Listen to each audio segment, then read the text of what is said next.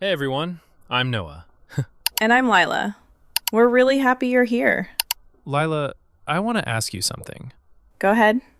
Why is it that my brain is completely quiet all day, but the moment my head touches the pillow, it suddenly schedules an emergency meeting? I know, right? It's like your brain has been sitting in an office all day saying, "We'll discuss this tonight," at exactly 2:07 a.m. Every single time. I'm lying there, ready to sleep, and then my brain goes, "So, remember that slightly awkward thing you said 3 years ago?" Oh no. No good story has ever started with, "My brain has a question." Seriously, within about 30 seconds, I'm replaying old conversations, thinking about tomorrow's to-do list, wondering if I locked the front door, remembering an email I forgot to answer, questioning every life decision I've ever made. And somehow, I'm also wondering, do penguins have knees? That escalated so quickly. Your brain went from, "Did I send that email?" to, "Let's study wildlife." The funny thing is, I didn't invite any of those thoughts. I wasn't looking for them. They just arrived. Like unexpected guests who somehow know your address. And they never arrive one at a time. It's always a whole group. One thought opens the door, then 20 more walk in carrying luggage. Exactly. One thought says, "Remember that presentation next week?" Then another says, "What if it goes badly?" Then another joins in, "What if everyone notices?" 5 minutes later, I'm imagining myself moving to a cabin in the mountains because I embarrassed myself in a meeting that hasn't even happened yet. Our imagination deserves an award sometimes. Not for accuracy, but for creativity. You know what's strange? What? If overthinking actually solved our problems, the people who think the most would probably feel the calmest. Well said. But that's usually not what happens. The more we go around the same thoughts, the more tired we feel. And somehow, the problem doesn't get any smaller. That made me realize something. Maybe thinking and solving aren't the same thing. Sometimes, our brain believes that if it keeps searching long enough, it will finally find the perfect answer. But instead, it just keeps opening more tabs. Oh, that's such a good comparison. And unlike your computer, your brain doesn't even have a button that says, "Close all tabs." I wish it did. I'd press it every night. But maybe our brains aren't trying to make us miserable. Maybe they're trying to protect us. They're scanning for problems, looking for danger, trying to make sure we're ready for whatever comes next. The trouble is, sometimes they mistake thinking for solving. And once that happens, it's really easy to get stuck in circles. You keep thinking you're getting closer to the answer when you're actually walking around the same worry again and again. So today, we're talking about why we overthink, why our minds love creating stories, and how we can stop getting trapped inside them. So grab your favorite drink, get comfortable, and if your brain has ever turned one tiny worry into a full-length movie, you're definitely in the right conversation. Let's begin. You know, I think overthinking has one very strange habit. It treats every little problem like it's breaking news. That's true. You lose your keys, and suddenly your brain is acting like the entire country is waiting for an update. Exactly. Where are the keys? What if they're gone forever? What if someone stole them? What if I never leave the house again? Meanwhile, the keys are usually inside your jacket pocket. Or still in your hand. I've done that before. I spent 5 minutes looking for my phone while using the flashlight from my phone. No way. That's actually impressive. I wish I could say it only happened once. You know what's funny? What? When something small goes wrong, our brain doesn't like leaving it small. It immediately starts making it bigger. Like getting one unread message. Oh, that's a dangerous one. Have you ever sent someone a message They've seen it, and then nothing. 10 minutes, 30 minutes, an hour. Your brain starts working overtime. Oh no, they're upset. I shouldn't have sent that. I sounded weird. Maybe I used too many exclamation marks. Or not enough. Apparently, punctuation can decide our entire future. I know, right? Then 6 hours later, they finally reply. Sorry, I took a nap. And just like that, your 6-hour documentary disappears. That's the crazy part. Nothing changed, except one message. But inside our heads, an entire story had already happened. You know, I used to think I was just a chronic overthinker. But lately, I've started wondering if something else is happening. What do you mean? Maybe our brains aren't trying to make us anxious. Maybe they're trying to protect us. They're constantly asking, what could go wrong? Because somewhere deep inside, they think that's their job. That actually makes a lot of sense. If your brain notices something unusual, it doesn't calmly say, let's wait and see. It says, attention everybody, potential problem. Your brain really is that one friend who sees one dark cloud and immediately says, we should probably build a boat. Exactly. Sometimes it reacts before it even knows what's happening. Think about a job interview. Before you've even walked into the room, your brain has already imagined forgetting your name, tripping over a chair, answering every question wrong, and somehow becoming internet famous for all the wrong reasons. Or speaking English. You haven't even opened your mouth yet, and your brain whispers, what if they don't understand you? What if you pronounce something wrong? What if everyone notices? The interesting thing is, most of those things never happen. But your body doesn't know that yet. Your heart starts beating faster, your shoulders get tense, and suddenly it feels like you're standing in front of real danger. Even though the danger is usually just having a conversation. Well said. Our brains aren't very good at telling the difference between I'm about to be chased by a tiger and I'm about to send an email. Poor brain. It's trying so hard to keep us safe that sometimes it ends up making ordinary moments feel like emergencies. And maybe that's why overthinking feels so convincing. It sounds urgent. It sounds important. It sounds like you have to solve everything right now. But urgency doesn't always mean truth. Sometimes it just means your imagination got there first. I really like that. Because once you notice it, something changes. Instead of asking, why am I thinking this? You can start asking, is this actually happening?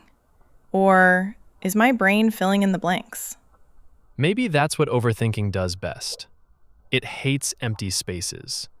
So whenever life gives it silence, it fills that silence with stories. And stories can feel incredibly real, especially when we're the ones telling them to ourselves. So maybe this is something we should all remember. Just because your brain created a story doesn't mean it wrote the truth. Can I confess something a little embarrassing? At this point, I'm expecting at least one embarrassing story every episode. Go ahead. A few weeks ago, I needed to reply to a message. Just one message. It wasn't serious. Nobody was angry. It simply said, "Hey, are you free this weekend?" That sounds harmless. You'd think so. I started typing, deleted it, typed something else, deleted that too. Then I thought, maybe sure sounds too excited. So maybe sounds good. No, that's too short. What about, yeah, I'd love to. No, now it sounds too enthusiastic. Let me guess. 45 minutes later, you finally sent, sounds good. That's exactly what happened. 45 minutes for 2 words. Honestly, I think we've all done something like that.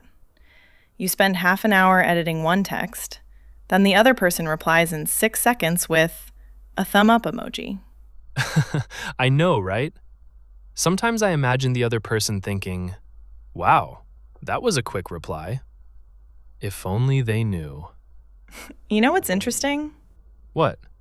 While you were rewriting that message, did it actually solve anything? Not really. It just made me feel busy, like I was making progress, even though I hadn't pressed send. I think that's one of the biggest tricks our brains play on us. Thinking feels like doing something, so we keep thinking. It's almost like our brain says, don't worry, we're working on the problem. Even if we're just walking around the same thought again and again and again. That reminds me of something. Imagine you're trying to leave a room, but instead of opening the door, you start moving the chair, then the table, then the lamp. Then you straighten a picture on the wall. You're very busy, but you're still in the room. Oh, I like that. You're doing lots of work, just not the work that actually gets you out. Exactly.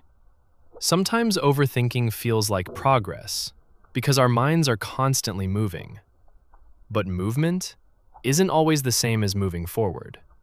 Well said. It's a little like rocking in a rocking chair. You're moving the whole time, but you're not getting anywhere. That's such a perfect picture. And I think that's why overthinking is so sneaky. It doesn't feel lazy. It feels responsible. Yes, it whispers things like, think a little longer. Check one more time. What if you've missed something? And because it sounds responsible, we listen.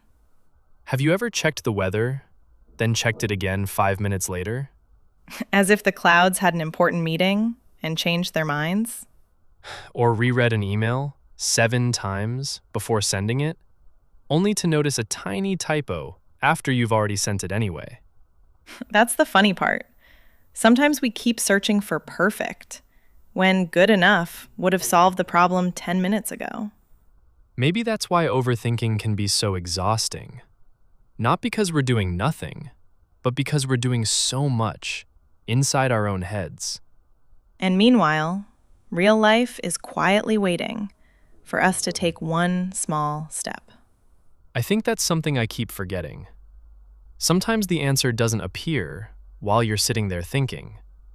Sometimes it appears after you've started moving. Because action has a way of teaching us things that thinking never can. You can think about swimming for 100 hours, but eventually, you have to touch the water. Or learning English. You can memorize vocabulary, watch videos, and study grammar all day. But one real conversation will teach you things that no amount of overthinking ever could.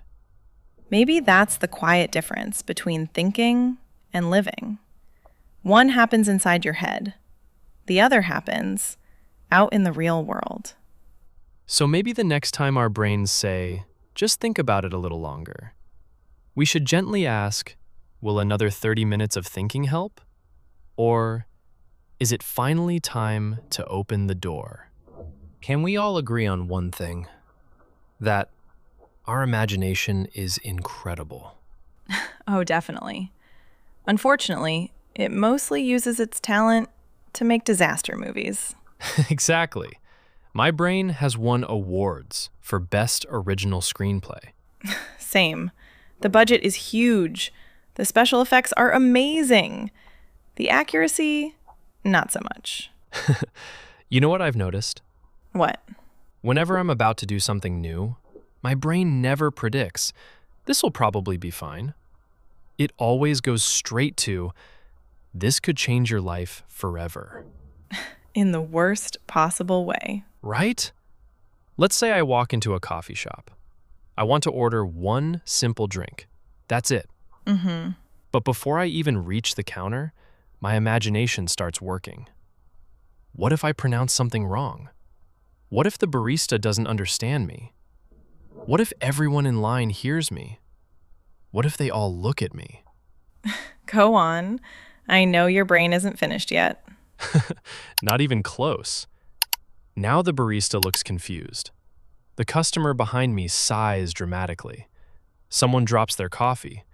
A news reporter appears from nowhere. Breaking news. Local man accidentally says large instead of grande. People stop their shopping, children are crying, someone's calling their grandmother. It's complete chaos. Exactly. Then reality happens. The barista smiles and says, "Medium latte?" I say, "Yes, thank you." They hand me my drink, and that's the end of the story. The funniest part? Nobody else remembers it 5 minutes later, but your brain had already planned the documentary. I know, right? It's amazing how our minds can turn a 30-second conversation into a 3-hour movie. You know, I had something similar not long ago. I waved at someone across the street. They didn't wave back. Oh, that's dangerous territory. Immediately, my brain started talking. They're upset with you. You must have done something. They're ignoring you on purpose. I was already replaying our last conversation, trying to figure out what I'd done. So, what actually happened? They came over a few minutes later and said, "I'm so sorry. I wasn't wearing my glasses." They literally couldn't see me. Your brain wrote an entire mystery novel because someone needed stronger lenses. Exactly. And I think we all do this. Someone sounds quieter than usual. They must be angry. Your boss says, "Can we talk later?" Oh no. You make one mistake in English. They probably think I'm terrible. When really, your boss might just be busy. That person might have had a long day. And the person listening to your English might be thinking, "Wow, they're speaking a second language." Well said. Sometimes we're the only ones keeping score. Everyone else has already moved on. You know what's interesting? Our imagination isn't the enemy. It's actually trying to help. It keeps asking, what if something goes wrong? Because it wants us to be prepared. The problem is, it almost never asks, what if everything turns out okay? That's true. Imagine if our brains worked that way. What if you make a new friend today? What if they like your idea? What if the interview goes better than you expected? What if people are kinder than you're imagining? I'd like that version of my brain. Me too. But maybe we don't have to wait for it. Maybe we can remind ourselves that our imagination is only guessing. It's not predicting the future. And if you look back at your own life, how many things have you worried about that never happened? Probably more than you can count. I think that's one of the quiet lessons life keeps teaching us. Our brains are wonderful storytellers. But storytellers sometimes like a little extra drama. A little? I'd say quite a lot. Fair enough. Maybe that's something worth remembering. The next time your mind starts creating another disaster movie.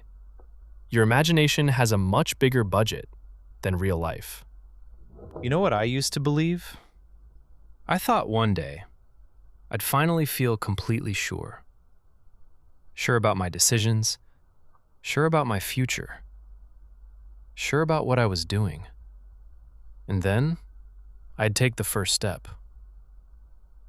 I used to think that too.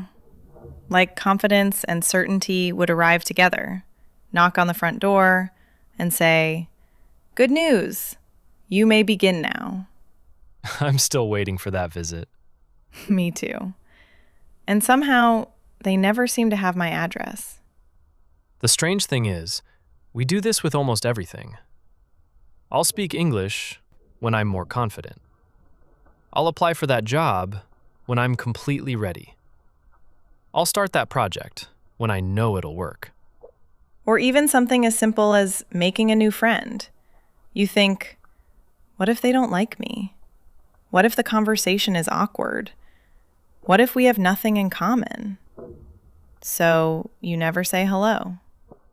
Looking back, I've realized something.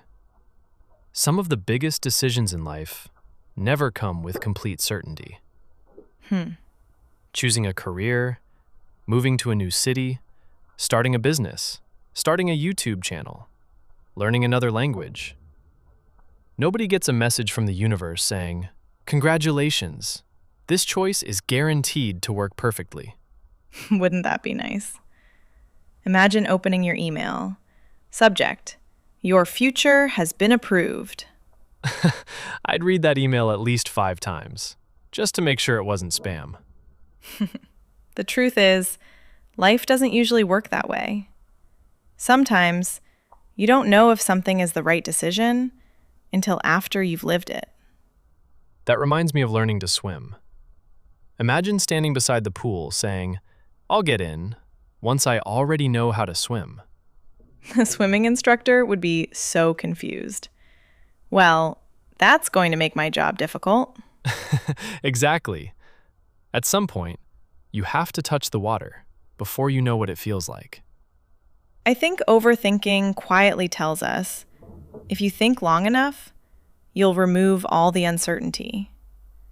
But that's a promise it can never keep. Because every new experience comes with questions.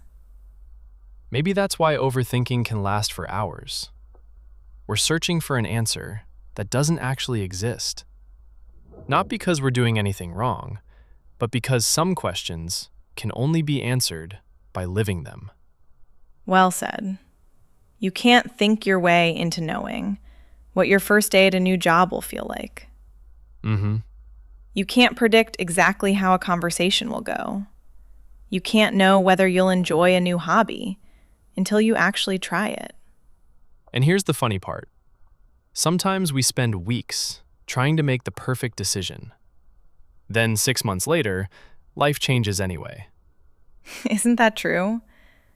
Life has a habit of surprising us, whether we plan for it or not. So maybe peace doesn't come from having every answer. Maybe it comes from making peace with not having every answer. I really like that, because those are two very different things. One is impossible. The other, we can actually practice. Maybe that's what growing up really is. Not knowing exactly what's going to happen, but becoming willing to find out. And every time you take one small step, even while you're unsure, you collect something much more valuable than certainty. You collect experience. Yep. Experience quietly teaches you things that overthinking never could. One conversation, one interview, one mistake, one ordinary Tuesday at a time. So maybe, instead of asking ourselves, "Am I 100% sure?" we could ask something a little kinder.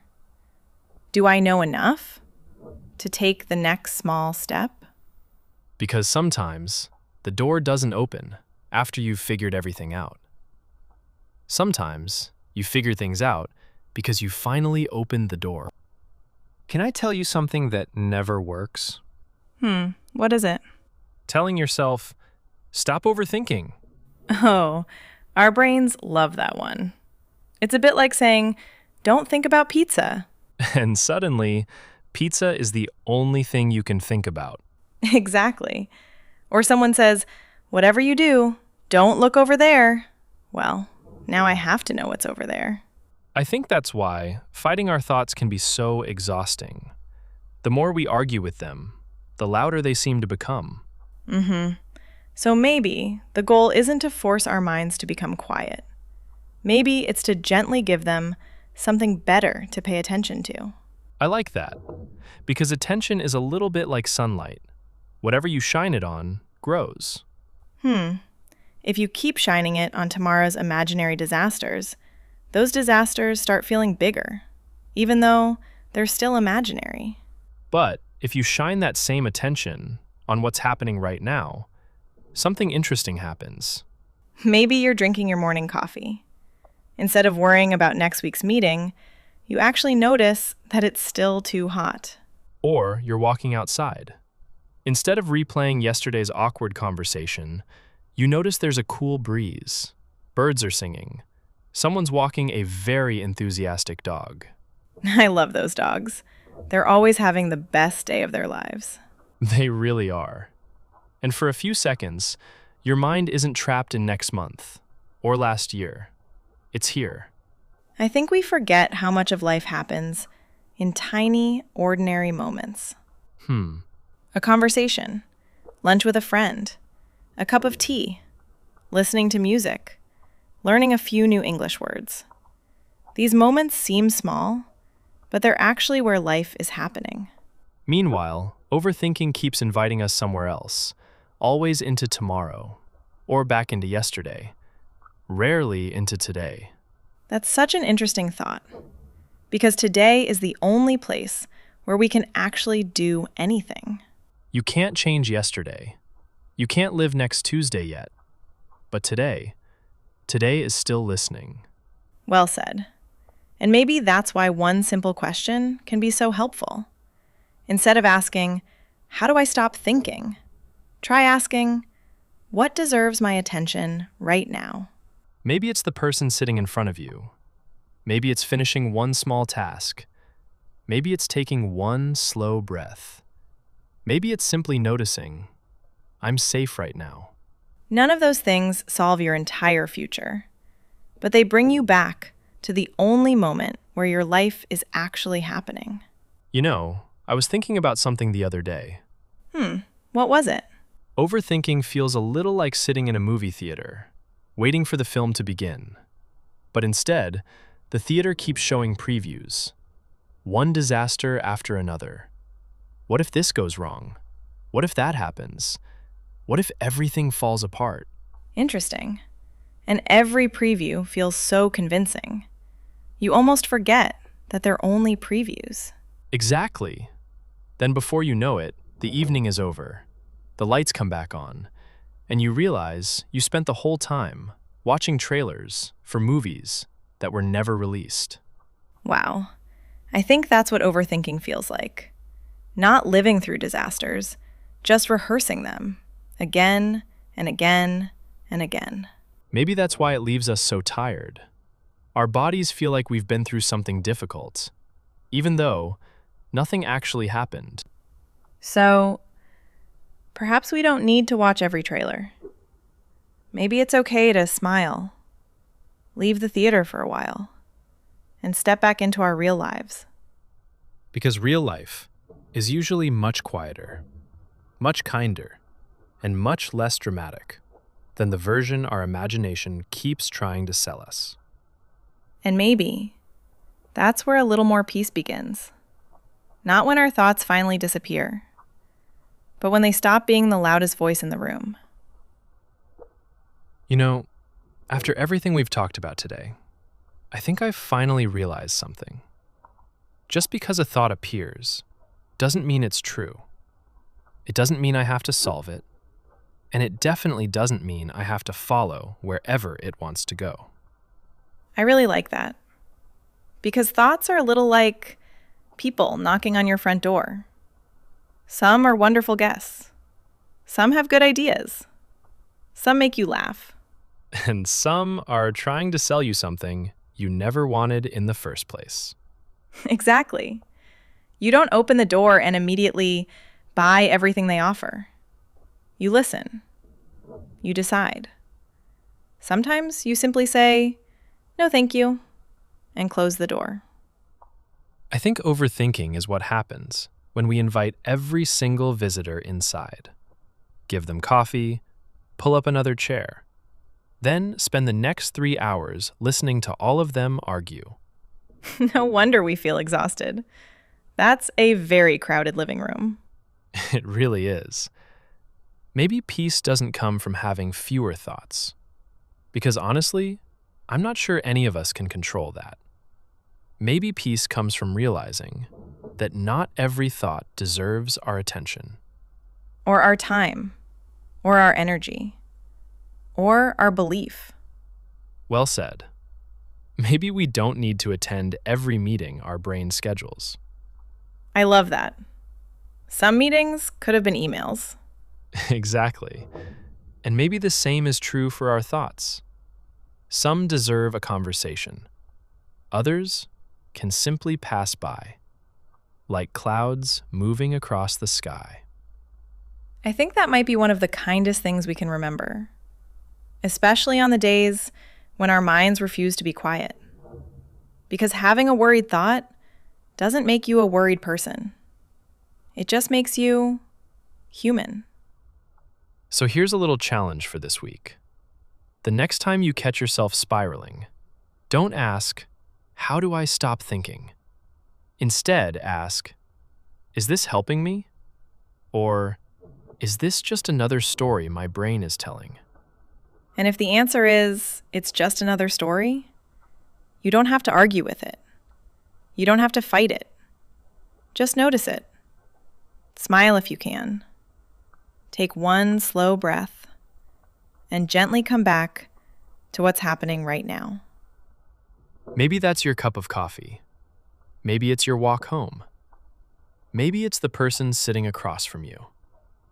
Or maybe it's simply this moment, the one that's been quietly waiting for your attention all along. Thank you so much for spending this time with us. We hope today's conversation helped your English grow a little and maybe gave your mind a chance to rest, even if only for a few minutes.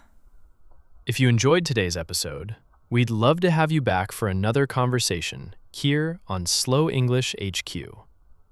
Until then, be kind to yourself. Be patient with your thoughts. And remember, your thoughts are visitors. You don't have to turn every visitor into a roommate. Take care, everyone. We'll see you next time. Bye.